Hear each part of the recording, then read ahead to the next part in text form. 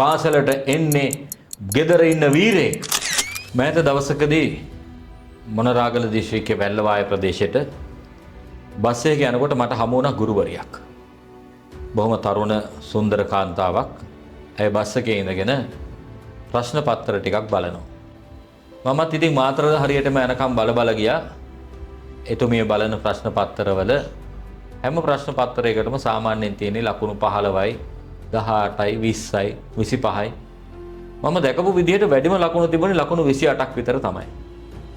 මාතරත් පහුවෙලා දැන් අය මේ ලකුණු ප්‍රශ්න පත්‍ර බලලා අන්තිමේදී සමරි ෂීට් එකක මේ ලකුණු දානවා දැන්. ඒ දානකොටත් මට පේනවා දැන් ලකුණු ඔක්කොම 7යි 8යි 10යි උපරිම 20 ගණන් තමයි තියෙන්නේ.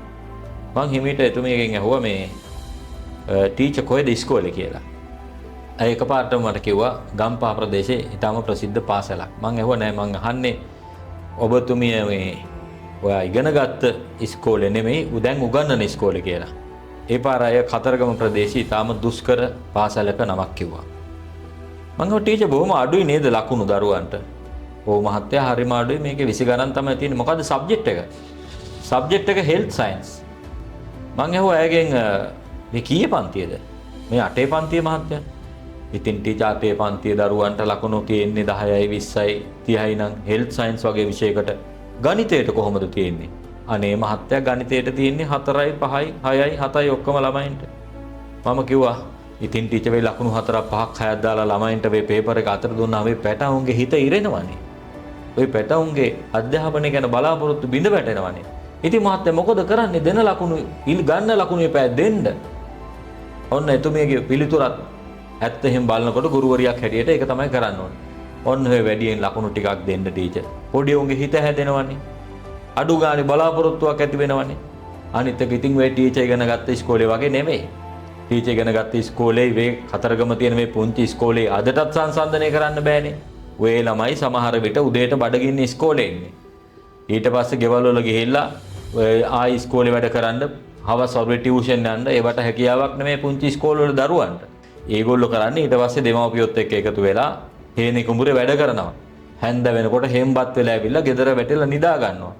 සමහර විට මේ ඉරිතලන මහ පොළොවත් එක්ක අවකාශයකේ හැප්පෙන දරුවෝ දෙමව්පියොත් එක්ක හරියට වැඩ කරන දරුවෝ හැන්ද වෙනකොට මේම නින්දට ගියාට මහරය සමහර විට මේ ගම් වලට අලි ගහනවා. ඇහැරිලා වේ දරු පැටව ආයෙ ඇහැරෙනවා. ඉතින් ඔය ප්‍රශ්නත් එක්ක ජීවත් වෙන දරු පැටවුන්ගේ ජීවිතවල තියෙන එකම බලාපොරොත්තුව ඔය අම්මා තාත්තා තියෙන එකම බලාපොරොත්තුව අපි වින්ද මේ දුක්ඛම් කටළු වලින් අපේ දරු પરම්පරාවත් අඩු ගානේ අපිව නිදහස් කරයි කියලානේ. ඔන්න ඔය ලකුණු ටිකක් දෙන්න ටීචර්. ඔය දරු පැටවුන්ගේ හිතවල බලාපොරොත්තු ඇති වෙයි. අඩුම ගානේ ලකුණු 30ක් දෙන්න වෙයි. 4 කරන්න. එතකොට බලාපොරොත්තුවක් ඇති වෙයි මං SSC පාස් වෙයි කියලා. ගෙවල් වල ගියාම දෙමව්පියන්ට බලාපොරොත්තුවක් ඇති වෙයි. අපි වගේ දුක් විඳින එකක් නෑ අපේ දරු පැටව විභාග පාස් වෙයි SSC HSC පාස් වෙයි කියලා. ඒ හින්දා දැන් 8 පන්තියේ ටීචර් ලකුණු ටිකක් දෙන්නකෝ.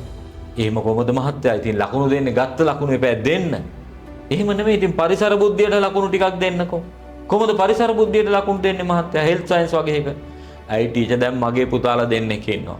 ඒ දෙන්න යන්නේ කොළඹ ප්‍රසිද්ධ පාසලකට.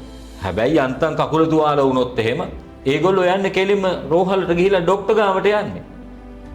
පත්ත පැටියෙක් කෑවොත් ડોක්ටර් ගාවට යන්නේ. ඒගොල්ලන්ට කුණ කටුවෙක් කෑවොත් ડોක්ටර් ගාවට යන්නේ. මේ ගමේ ඉන්න දරු පැටවෝ එහෙම නෙමෙයි. තුවාලයක් වුණොත් හදිසියේ කකුලක් හීරුණොත් ගිනි සීරියා කොළ ටිකක් තියාගෙන දලු ටිකක් තියන්න දන්නවා. මේ දරු පැටව කුරුම් බැට්ටියක් උරච්චි කරලා තියාගන්න දන්නවා. මේ දරු පැටව පත්තෑයේ කෑවම ලුණු ගෙඩියක් අතුල්ල ගන්න දන්නවා. මේ දරු පැටව ලේන තුවාලයකට කෝපි දලු ටිකක් තලලා තියාගන්න දන්නවා. ඒකනේ හෙල්ත් සයන්ස්. ඒකනේ හැබෑ ජීවිතේ හෙල්ත් සයන්ස්. ඒ හෙල්ත් සයන්ස් වලට හැබෑ ජීවිතේ ඇත්ත පරිසරයත් එක්ක ජීවත් වෙන හෙල්ත් සයන්ස් වලට ලකුණු ටිකක් දෙන්නකෝ ටීචර්. අය මගේ දිහා නැවතත් බලලා මට කිව්වා මහත්තයා ඔක අපේ රටේ මුළු අධ්‍යාපන ප්‍රතිපත්තියටම කතා කරන්න ඕන කාරණයක් නේ කියලා. ඇත්ත වශයෙන්ම ගමේ ඉන්න දරු පැටවුන්ට ආර්ථික විද්‍යාව ඉස්කෝලේ උගන්වන පොතේ තියෙන ආර්ථික විද්‍යාව බැරි වුණාට ඒ දරු පැටව අම්මා තාත්තගේ ජීවිතත් එක්ක හැප්පිලා ඒ ජීවිතවලට හයිය දෙන ආර්ථික විද්‍යාව දන්නවා. කවුද ඒකට ලකුණු දෙන්නේ? අපේ දරු පැටවුන්ට ගමේ ඉන්න දරු පැටවුන්ට හෙල්ත් සයන්ස් වලට පේපර් එකට ලකුණු නැති වුණාට මේ කොළඹ ඉඳලා හදන පේපර් එකට ලකුණු නැති වුණාට මේ දරුවෝ තමයි පරිසරයේ තියෙන ඇත්ත හෙල්ත් සයන්ස් දන්නේ. බින් කරල් හැබ ටිකක් තියාගත්තාම තුවාලේ සනීප වෙනවා කියලා දන්නේ. කෝපි දළු ටිකක් තියාගත්තාම ලේ නවතිනවා කියලා දන්නේ. ගිනිසීර දළු ටිකක් තියාගත්තාම තුවාලේ සනීප කරගන්න පුළුවන් කියලා දන්නේ. කොළ කැඳක් හදාගන්න මෙන්න මේ කොළ ටිකෙන් තමයි පුළුවන් කියලා දන්නේ. දැන් අපේ දරුවෝ කොළඹ ඉන්න දරුවන්ට උසස් පාසල් වල ලොකු සහතික තියෙන අපේ දරුවන්ට කොළ කැඳක් හදාගන්න කොළ අරගෙන එන්න කියලා කිව්වොත් අරගෙන එයිද කොළ? වැල්පෙනෙල හාතවාරිය ඉරමුසු මේවා හොයාගෙන එයිද අපේ දරුවෝ? අපේ දරුවන්ට එහෙම බැරි වුණාට ගමේ දරු පෙටවු දන්නවා කොළ කැඳ ටිකක් හදාගන්න කොළ ටික අරගෙන එන්න. පත්තයි කෑවහම ලුණු ගෙඩිය තියාගන්න මල් ගස්වල බුමුල තියාගන්න දන්නවා. එහෙනම් ඒ හෙල්ත් සයන්ස් වලට කවුද ලකුණු දෙන්නේ? ඒකත් හෙල්ත් සයන්ස් තමයි. දෙමව්පියොත් එක්ක එදිනෙදා ජීවිතයේ ආර්ථිකය කළමනාකරණය කරන්න බලුවන් තරම් මහ පොළොවත් එක්ක හැප්පෙන දරුවෝ ඒ ආර්ථික විද්‍යාව තමයි. ඒ ප්‍රායෝගික පරිසර බුද්ධියට කවුද ලකුණු දෙන්නේ? මෙතන ලොකු ප්‍රශ්නයක් තියෙනවා. අවසානයේදී අපේ ගුරුතුමිය කිව්වෙත් මහත්තයා ඕක එහෙනම් අපේ රටේ අධ්‍යාපන ප්‍රතිපත්තියටම කියන්න ඕන කාරණාවක් කියලා. මම එතුමියට කිව්වා ඇත්ත වශයෙන්ම දරුවෙක් පාසලට එන්නේ මොකටද? පාසලට එන්නේ ගෙදර ඉන්න වීරයෙක්. ගෙදර අම්මා තාත්තා ඉස්සරහා වීරයෙක් වගේ ඉන්න දරුවෙක් පාසලට ඇවිල්ලා පාසලේදී මම දෙවෙනියෙක්. මට වැඩ බෑ. මම මොට්ටෙක්. මං අසාර්ථක මිනිහෙක් කියන හැඟීම අරගෙන යන්න නම් පාසලට එන්නේ. ඒ දරුවෝ පාසලට එනවට වැඩිය හොඳයි ගෙදර ඉන්න එක. දරුවෙක් පාසලට එන්න ඕනේ මම අද්විතීය මිනිහෙක්. මම ජයග්‍රාහකෙක්. මට පුළුවන්. මම දෙවෙනියෙක් නෙමෙයි. මම ජයග්‍රහණය කරනවා කියන ඉලක්කයේ සිහිනය අරගෙන යන්න දරුවෝ පාසලට එන්න ඕනේ. එහෙම නැතුව දරුවෝ පාසලට එන්න ඕනේ මං අසමත් කියන හැඟීම අරගෙන යන්න නෙමෙයි. දරුවෙකුට අඩුම ලකුණු දෙනවා කියලා කියන්නේ දරුවෙකුගේ අනිත් හැකියාවන් එකක්වත් බලන්නේ නැතුව මේ අඩු ලකුණු දීම ඇතුලේ කරන්නේ එක විදිහක දණ්ඩනයක්, එක විදිහක පරිභවයක්, එක විදිහකින් මේ දරුවට අධ්‍යාපනය පිළිබඳ එපා වීමක් මෙතන ඇති කරන්නේ. මේම දඬුවම් දුන්නාම දරුවෝ දඬුවම් දීලා හදන්න බෑ. අපි පුංචි කාලේ අහලා තියෙනවා කතාවක් ජනවර්ධනගේ කතාව. මනුතාපය. මනුතාපේ අපි මොකද්ද දකින්නේ? ජනවර්ධන පුංචි කාලේ පාන් ගෙඩියක් හොරගම් කරලා තමයි හොරෙක් බවට පත් වෙන්නේ. හැබැයි ටික කාලයක් යනකොට ජනවර්ධන මහා හොරෙක් බවට පත් වෙනවා. දවසක් කෙටි කාලයකට හිරෙන් නිදහස් වෙලා එන ජනවර්ධන පල්ලියේ පිත්තල පහන හොරකම් කරගෙන යනවා.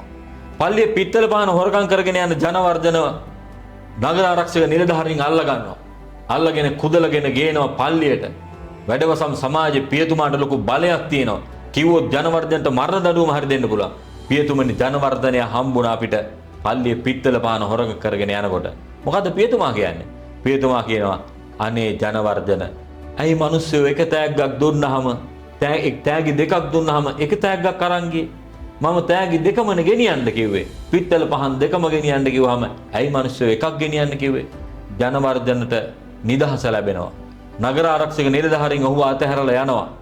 ජීවිත කාලේ පුරාම දණ්ඩන පරිභව ලැබිච්ච ජනවර්ධනට ජීවිතේ පළවෙනි වතාවට මිහිරි වචනයකින් වතුර බින්දුවක් දැවෙන ජනවර්ධනගේ ජීවිතයට වැටෙනවා.